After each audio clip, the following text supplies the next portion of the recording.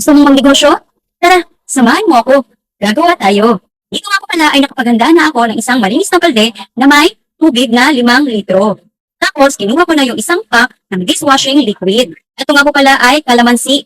Dahan-dahan lang po nating ihahalo ang dishwashing liquid sa tubig. Sa paghahalo po, dahan-dahanin lang po natin ito hanggang sa ma-achieve na natin yung pinakamalapot na consistency. At kapag na-achieve na natin yung tamang consistency, ay tatakpan na natin ito.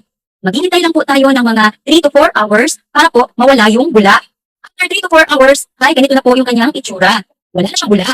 And pwede natin isalin sa malinis na lalagyan. Isalin lang po natin ito sa malinis na plastic bottle. Nasa sa inyo na po yan kung pupunuin nyo or katamtaman lamang. Para sa akin po, tama na po itong ganito.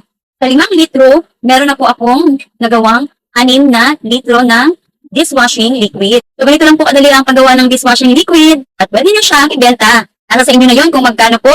Kaya kung bet nyo rin magnegosyo ng ganito, click nyo lang yung yellow basket ko.